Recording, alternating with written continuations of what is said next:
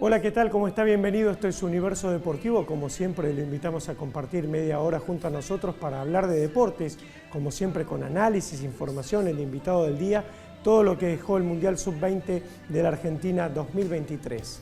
Un torneo que, lo dijimos aquí en el programa, iba a tener a algunos protagonistas que uno pensaba que podían ser los dominantes. Uruguay había sido el mejor equipo del sudamericano, lo comentamos aquí antes de que empezara el torneo y fue finalmente el mejor equipo de la Copa. Hizo un gran campeonato, pero lo más importante de la Celeste es que jugó una gran final frente a una Italia que a muchos ha sorprendido, pero que le había ganado a Brasil, que había tenido un recorrido importante, jugando con Baldanzi, un enganche realmente más que interesante. Lo cierto es que Uruguay en la gran final fue muy superior a Italia y le ganó por 1-0. La sorpresa de Israel, el equipo que muchos no tenían en cuenta, pero que desde el primer partido con Colombia sorprendió por el juego, por algunas figuras como Turgeman, su delantero centro, que es ya pretendido por muchos equipos de Europa, y por tener siempre la propuesta de ataque y de búsqueda del arco adversario. Fue el tercero, fue una de las grandes revelaciones de la Copa, y la Argentina que se quedó a mitad de camino, porque hizo una primera buena fase y después se quedó. Contra Nigeria, que tampoco resultó el cuco que al final podía ser, pero lo cierto es que la Argentina no tuvo quizás a Garnacho, su mejor figura, y por eso también le costó el desarrollo en este torneo. Pero lo cierto es que vivimos un Mundial Juvenil realmente a pleno, con muchos partidos y con una fiesta deportiva que cada vez que se hace un deporte o un torneo internacional se vive a pleno aquí en nuestro país, como en cualquier país del mundo. Pero fue realmente un placer, un lujo tener un Mundial otra vez en la Argentina. Las siguientes instituciones auspician este programa: ADE, Asociación Dirigentes de Empresa; Fundación de Altos Estudios en Ciencias Comerciales; UCES, la excelencia, un compromiso; Produces, Centro de Producción Integral Multimedia, Radio y Televisión.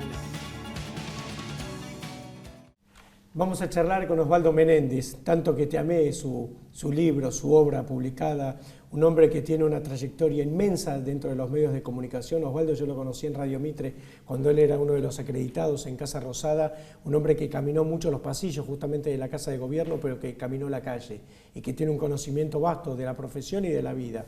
Gracias, Osvaldo, por haber venido. No, gracias, Hernán, por haberme invitado. Con mucho gusto estoy acá. Vos sabés que te conozco desde hace muchos años, desde que yo me inicié y vos ya eras un periodista consagrado, pero ahora tenemos una novedad, que es Tanto que te amé, ¿no? Sí, que es tu libro.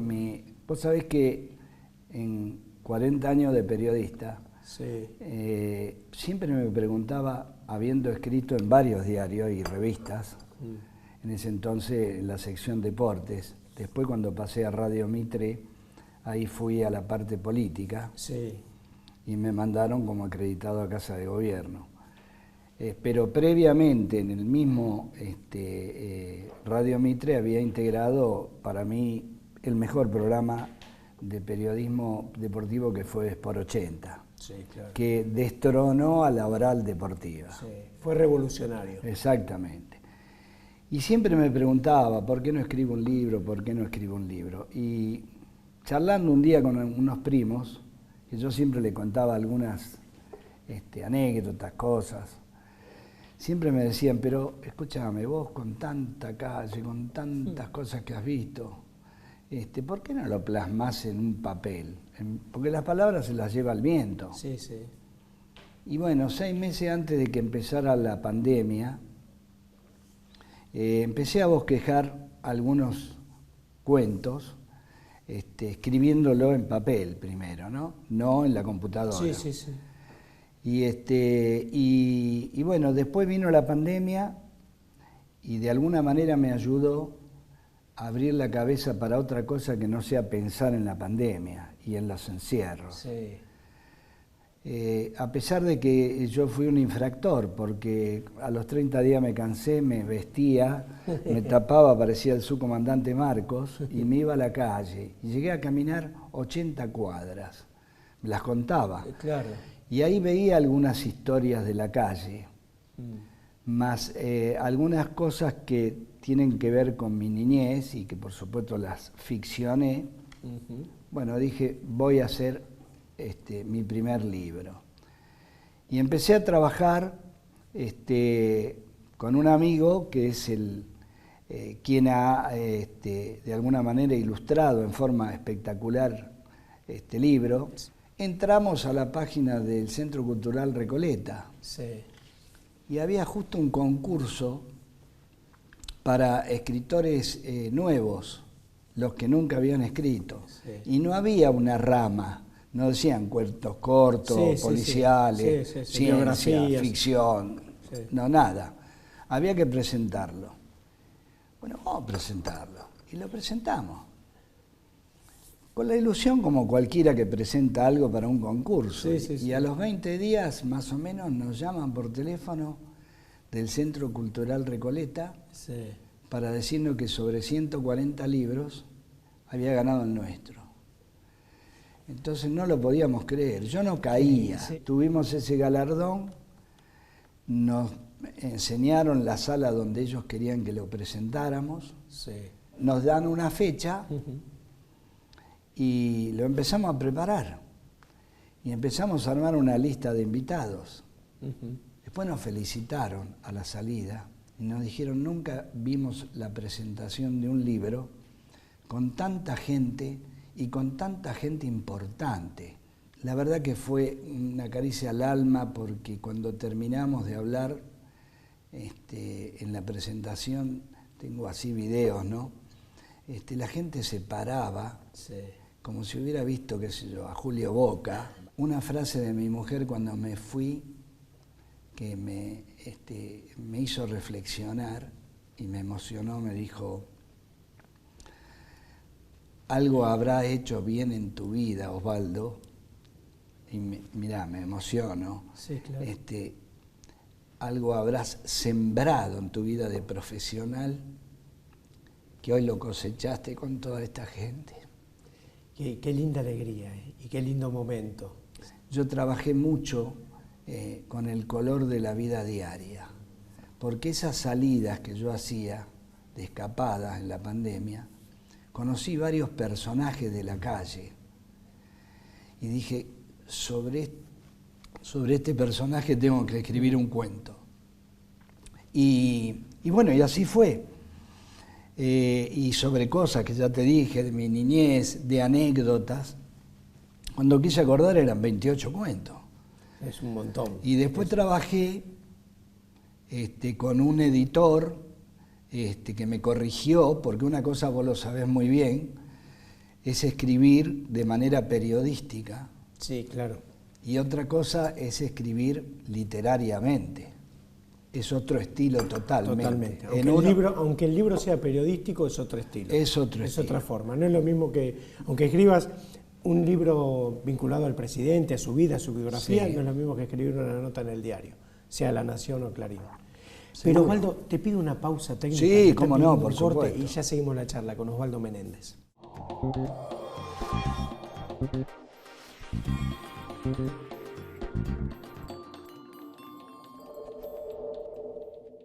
Un puñado de murmullos, historias de pugilistas y soñadores. Un libro que bucea por la vida de tantos boxeadores que persiguen sus sueños detrás de un puñado de murmullos. Pedidos a universodeportivo@hotmail.com.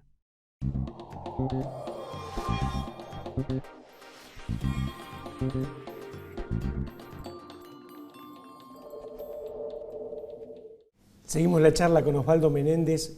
Una vida condensada en el libro, en definitiva, pero una vida que yo creo que los periodistas, que a nosotros nos ven muchos estudiantes de periodismo y mucha gente ligada al fútbol, al deporte en general. Exactamente. Y que me gustaría también que cuentes esa parte, que es la de tu vida profesional, Osvaldo, la de tu vida como periodista deportivo, como periodista político. ¿Cómo empezaste en la profesión? Bueno, yo cuando me recibí en el que era entonces un instituto ícono, donde la mayoría de los periodistas que fueron nuestros maestros antes de nosotros, que fue el Instituto Grafotécnico. Grafotécnico, sí. Que era Instituto Grafotécnico, Escuela Superior de Periodismo, Sí. que estaba en ese entonces patrocinada y mantenida por la Iglesia. Sí. Y ahí tuve grandes profesores. Mi primer trabajo fue, fui a parar como productor en el viejo Tele 11. Canal 11. Claro, y fui productor periodístico de un famoso programa que tenía muchísimo rating que se llamaba El Pueblo Quiere Saber, sí, con Raúl Urtiberea. Ahí arranqué. De ahí fui a parar a La Razón. Entonces, en la sección deportes. Ajá. Y me vinieron a buscar del Popular. No debe haber muchos periodistas, pero yo llegué a un buen arreglo. Yo escribía, ponele, de acuerdo, lo íbamos programando, don Félix Laínio, el director de La Razón, que fue otro de los maestros que yo dedico ahí también, me dijo, bueno, mientras usted se sienta cómodo y me haga buenas notas, yo no tengo problema, pero no le voy a cortar la sala. Entonces hacía un turno a la tarde, ponele, para el diario de las 6, de La Razón, que salía a las 6. Sí, sí. Y a la mañana iba al Popular, claro, o viceversa. Entonces era en 2 diarios a la vez. Y entonces ahí empecé con muchos colegas, que después nos fuimos distribuyendo. Me acuerdo que al lado mío se sentaba Chicha Almoni, sí, en La Razón, uno de los grandes periodistas del tenis. Sí, claro, claro. Y un entonces, amigo, Chicha. Claro, entonces ahí comencé. Y un día vino Néstor Ibarra, que era gerente de deportes para Sport 80, y me vino a buscar. Sí. Y me dijo, quiero que vengas a Radio Mitre. Ya se habían ido de la radio anterior y entonces quiero que vengas a Radio Mitre a integrar el equipo. Entonces le dije que sí, con mucho gusto. Bueno, ahí me fui de los diarios, claro, y me dediqué directamente a Radio Mitre. Que como decías fue un programa revolucionario, ¿no? Uf. Porque no solo la voz de Víctor Hugo en los relatos, que cambió un poco lo que era el paradigma, ¿no?, de las narraciones. Yo creo que Muñoz fue un extraordinario relator, pero Víctor Hugo le dio una vuelta de página, ¿no? Cambió la forma. Vos sabés que, y perdón que te interrumpa, sí, porque ahora que me hablaste de los dos, sí, hace no mucho que se cumplió un año más de la muerte del Gordo Muñoz. Sí. Su velatorio fue en el Círculo de Periodistas Deportivos. Sí, claro. Y yo estaban peleados, como enfrentados con Víctor Hugo. Claro, eran los dos máximos. Sí, el otro que venía a destronarlo y que venía con un montón de historia. Con una historia, claro. Entonces yo estaba al lado del féretro de José María Muñoz y lo veo entrar a Víctor Hugo. Y me hice a un lado, me quedé al costado, lo miré, y él se quedó solo y como que le hablaba a Muñoz. Y entonces, después él dijo, yo lo admiré siempre. Sí, sí, tuvo palabras muy lindas. Estos son momentos solamente que se viven y que, como pasa en el periodismo, somos todos amigos, pero si yo hago un trabajo mejor que vos o vos que competimos. Es como un partido de tenis. Claro. Yo le digo a los alumnos, muchachos, en la redacción nos conocemos todos, no pretendan que todos sean amigos, porque a la hora de competir es un partido de tenis, 1 contra 1. Y el que hace mejor el trabajo es el que seguirá viajando, llegado el caso, si tiene que ir a hacer una cobertura afuera. Sí. Bueno, entonces, después de unos años, Jorge Santo, que ya falleció, que era director de Radio Mitre, y Jorge Porta, que hoy sigue siendo el director, entonces me dijeron que me querían en Casa de Gobierno. Iba a cambiar violentamente del deporte a la política. Sí. Bueno, yo creo que me llevó un tiempito adaptarme, pero como siempre fui inquieto, mientras los demás se quedaban en la sala, yo recorría los pasillos de Casa Rosada, me fui haciendo amigo de los funcionarios, sí, y armamos un equipo bárbaro, porque enfrente, Ministerio de Economía, estaba Marcelo Bonelli. Sí, sí. Y yo en casa de gobierno. Entonces, cuando no tiraba él en una primicia, la tiraba yo. Pero porque yo caminaba los pasillos y hablaba con los funcionarios. Bueno, después, cuando me fui de Radio Mitre, empezaron otra serie de jefaturas de prensa. Me llamó por Marcelo Helgot, que hace poco falleció, Sí, Marcelito. sí. Me dijo, mira, un amigo que es director de una gran empresa de publicidad, la S, necesita un director de imagen, de prensa. ¿Te interesaría? Nunca había trabajado en una agencia de publicidad, pero sabía que era grosa, Sí. había manejado muchos políticos. Bueno, fui y empecé con esa actividad. Mientras estaba en esa actividad, me llaman de San Lorenzo. Era en la época en que San Lorenzo había perdido 5-0 con River Plate, con la vaselina de Orteguita, y después pierde 7-1 en la cancha con goles de Palermo, en la cancha de San Lorenzo.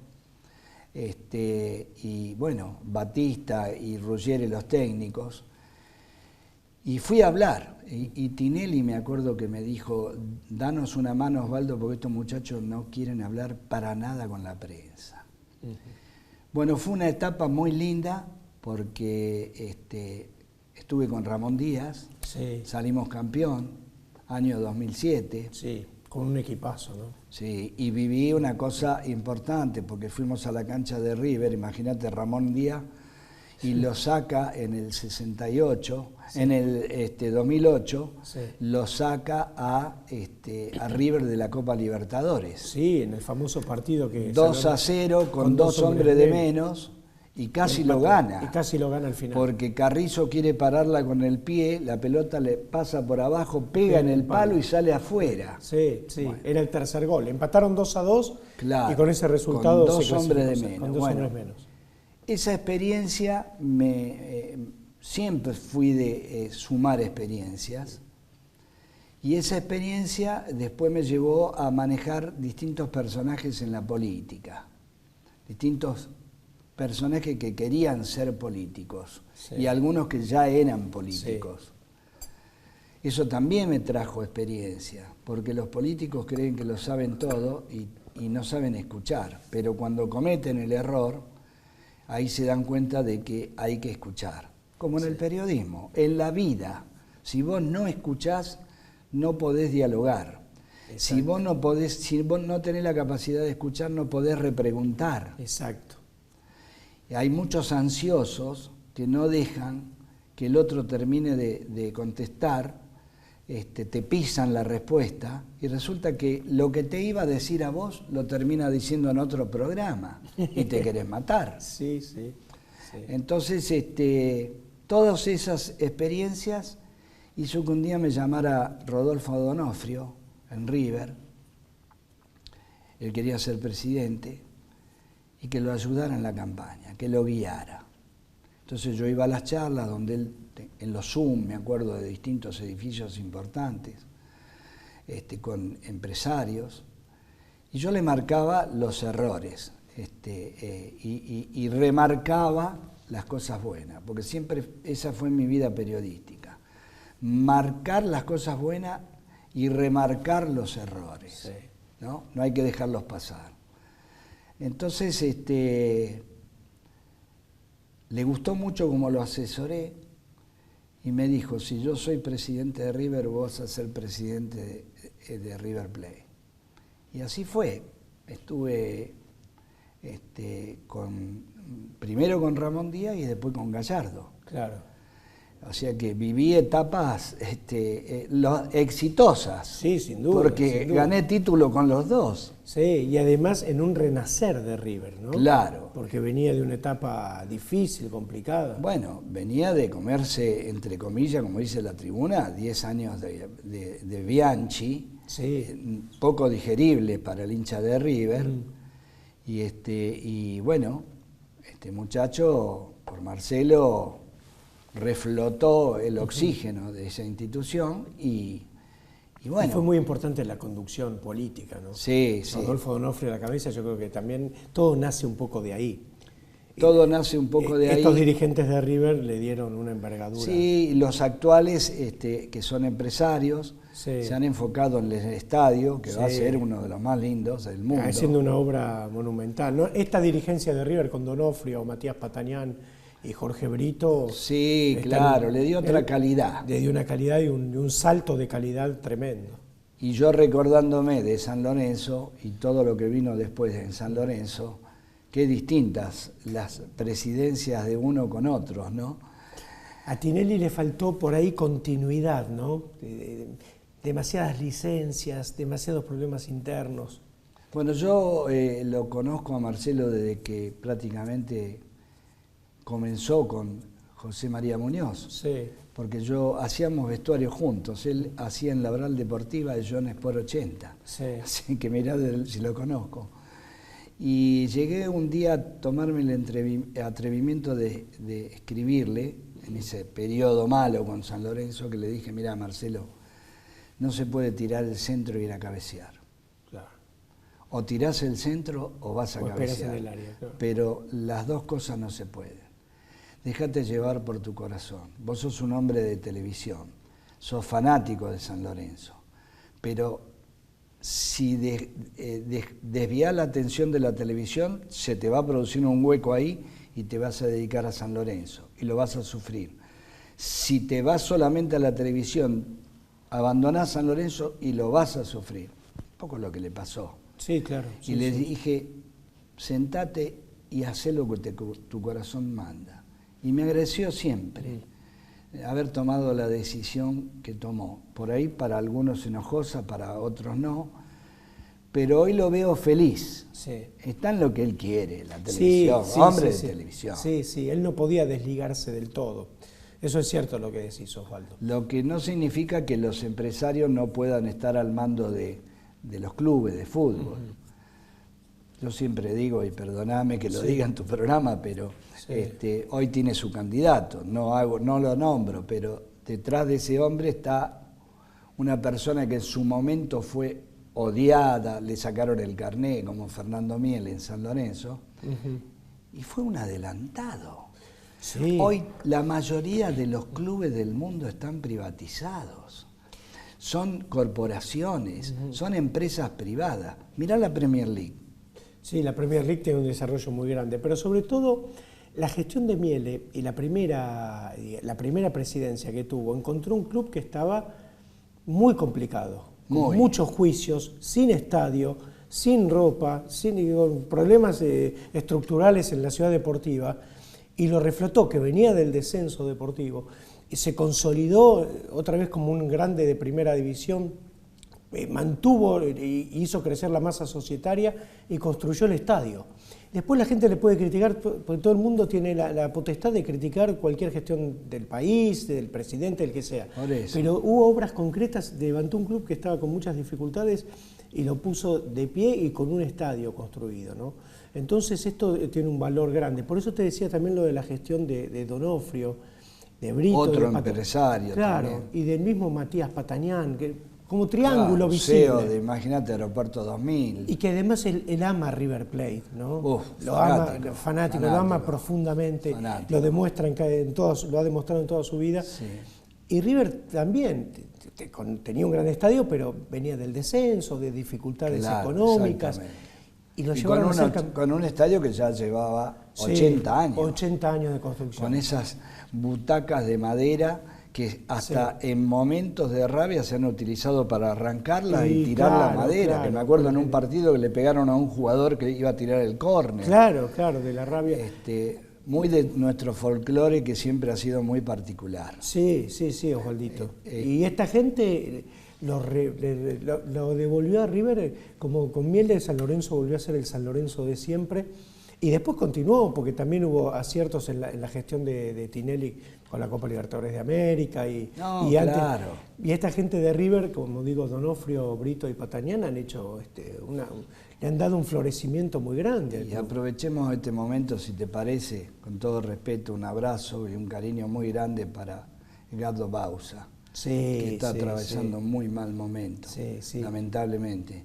Y Edgardo lo que tiene y lo que ha conseguido parece mentira, ¿no? Porque tiene este problema de salud, pero ha conseguido el amor unánime de la gente de San Lorenzo. Y claro, y sí, el amor unánime en todos lados donde fue. Sí, y en el caso particular, porque él es un hombre surgido de Rosario Central, Maxi es producto, Maxi Bausa, su hijo de Rosario Central, y es lógico que así sea, porque allí nacieron. Sí, después tuvo una gran trayectoria en Ecuador. Sí, en Liga casado, de Quito, sí, con una ecuatoriana, sí. Pero en el caso de San Lorenzo es unánime el amor por él, ¿no? Le han nombrado el vestuario local con su nombre, le han hecho el mural donde estuvieron figuras de todas las épocas. Sí. Bueno, todas esas cosas me dieron a mí la posibilidad de realmente ser un periodista observador. Y lo transmito en el libro, porque yo siempre le digo a los estudiantes de periodismo, no es lo mismo mirar que ver, y no es lo mismo oír que escuchar. Entonces le digo, si van a hacer un programa de radio, hagan un programa de radio para que los escuchen, no para que los oigan. Claro. Y si van a cubrir algo, sobre todo una tragedia, una cosa importante, primero llegan y miran, que es el panorama general, y después entran a ver, que es observar los detalles. Muchas gracias por la visita. No, gracias a vos. Siempre que charlamos, tenemos un montón de cosas para charlar. Seguro. Porque venimos de la misma camada, y vos también has tenido tus experiencias muy grandes. Así que gracias a la gente, y que sigan adelante los éxitos. Ojalá. Te agradezco muchísimo la visita, fue un placer tenerte, Osvaldo. Bueno, gracias a vos. Osvaldo Menéndez, en Universo Deportivo, que sigue de esta forma. Las siguientes instituciones auspician este programa: ADE, Asociación Dirigentes de Empresa; Fundación de Altos Estudios en Ciencias Comerciales; UCES, la excelencia, un compromiso; Produces, Centro de Producción Integral Multimedia, Radio y Televisión. Muy bien, así llegamos al final de Universo Deportivo. Ojalá haya pasado un rato entretenido. En la próxima edición vamos a hablar también de la selección nacional, porque en el programa de hoy analizamos, por supuesto, lo que fue el Mundial Juvenil, pero también tenemos que hablar del seleccionado argentino, de los partidos amistosos y del camino rumbo a la Copa América de Estados Unidos 2024 y el Mundial que se va a jugar en el 2026. Por su paciencia, por su atención, muchísimas gracias y hasta siempre.